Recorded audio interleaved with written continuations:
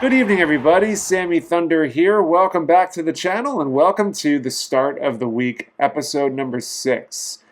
It has been blossoming since week 1, this venture that we're on, sharing cards from everybody in the hobby has been absolutely awesome. We've seen some really stellar stuff, and we got some more stellar stuff tonight. Just so you know, for anybody new, if you're interested in wanting to submit some cards to showcase on my channel, email me here, sammythundercards@gmail.com. I will pick a portion of the emails and showcase them here on my channel every Monday so y'all could see what everybody's picking up these days. The emails I have been receiving have been awesome. I got some great stuff for you today to showcase, and I'll share some information about each one. So let's go ahead and jump right into this. Now this is a really cool piece. This was sent to me by my buddy Rick S., also known as Armor Coin, for anybody that's unfamiliar with his channel. And I'll read a little bit about what he mentioned here, because he gave a little bit of a backstory as far as how he acquired this coin. The Jim Gilliam coin was acquired by me recently on eBay and inspired to share with you from Corey Smith's great video last week. Some background on this coin is from 1955 and the only year Jim Gilliam appeared in Armor Coins. It is hard to tell in photograph, but this is a more scarce color black coin. Armor coins are typically found in common colors such as red, orange, blue, yellow, green, etc. Another unique characteristic of this particular coin is on the back of the coin. It states he bats left or right. The other variation is left-right. This particular coin had been on my need list for over 20 years. I'm happy to share it with fellow collectors. He also sent an image of the back of the coin as well. This is pretty amazing. So Rick asks, I know you are huge on the Armor coins. This is your bread and butter. And I want to say congratulations on picking this up. This really looks cool, and I appreciate you sharing it with everybody, including myself. All right, so the next one comes from my buddy Thomas, and Thomas submitted some Ed Matthews cards a few weeks ago on here, and he's sharing his most recent pickup, which is the 54 Redman Tobacco of Duke Snider. And I'll read a little bit about what he mentioned. Attached is my most recent pickup, a 54 Redman Duke Snider. I've become more interested in lesser seen cards like Redman, Cons, etc. And this one really struck a chord with me. I love the colors and the artwork. Hope you like it as much as I do. As always, keep up the great work. Thomas, thank you so much, man. And absolutely, I've actually had my eye on the 52 Redman Willie Mays. Really, the colors and the aesthetic of the design is so captivating. These Redman Tobacco cards are just amazing collectibles. Especially when you can find them with the tab as well. It really makes it a special collectible to have. And I do agree with you. The colors and the artwork on this Duke Snider with the green contrasting with his profile shot in his traditional blue Dodgers uniform, it really stands out. Congratulations on picking yours up. So the next card we're showing is from my buddy Phil. He has submitted before, and this one is pretty stunning. It is the 1907 Ditch of Ty Cobb. It is an incredible card. I was doing a little research on this prior to starting this video, and this card is a postcard. There's one of him batting, there's one of him fielding, and I'm guessing the third one is sort of a profile shot of him.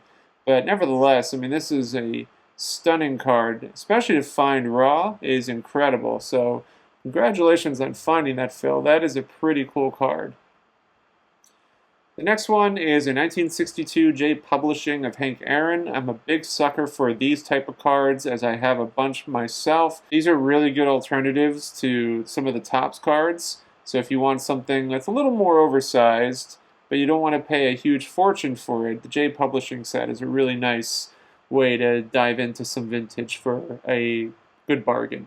Alright, so the last card we're seeing here is the 1925 to 31 W590 Rogers Hornsby card.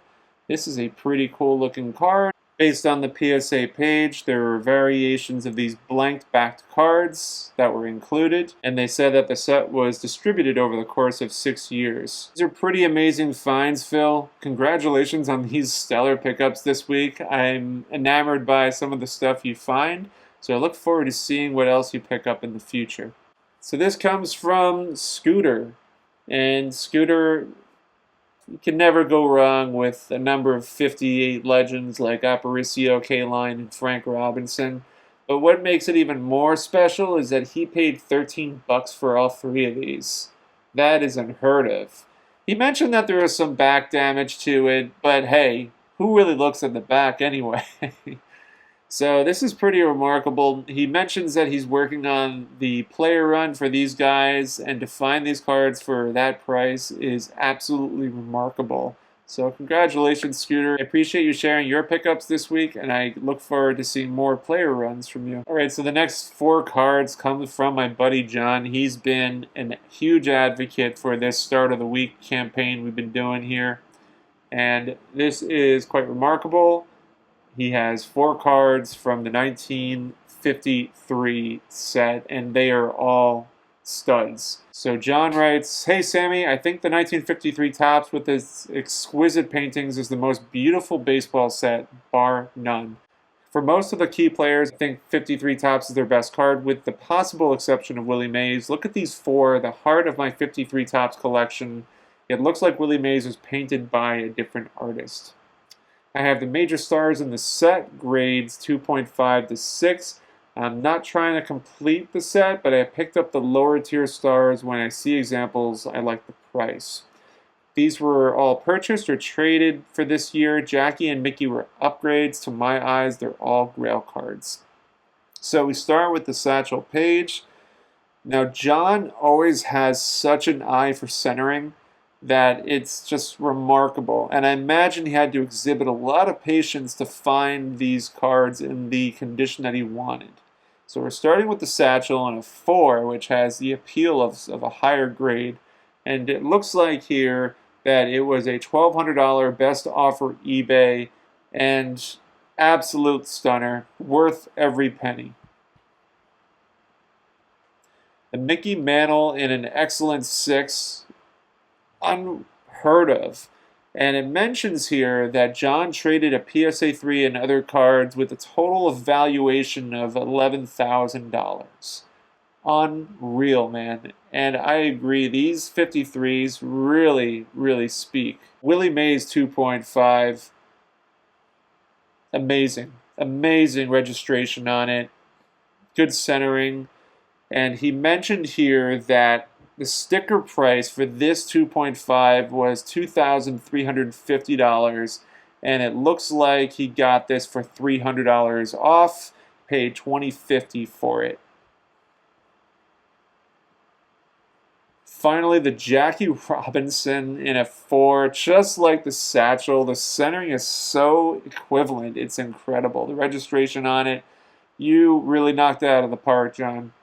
He traded an SGC2 and another card for a total value of $1,600 to get this Jackie in his collection. So John, listen man, it's been great for you to be able to share your collection with us, and I really encourage you to keep submitting. Your cards are amazing. So thank you again for sharing this week. So like I mentioned, if you are interested in submitting some of your cards you want to share on the channel, be sure to email me here at sammythundercards@gmail.com. I will definitely pick a nice portion of the emails I receive and share them on the channel. Now for me, I didn't pick up anything this week, but I at least wanted to share a giant card from my collection. It is physically a big card, so it kind of goes hand in hand with what I mentioned.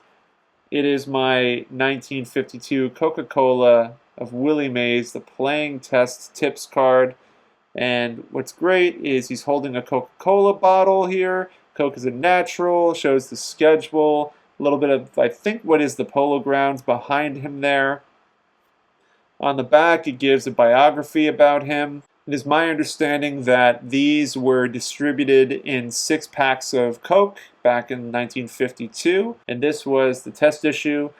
Some of the 6 packs would feature Phil Rizzuto, who had 3 different variations, but this was the only Willie Mays from the test. Remarkable. One of my favorite cards in my collection.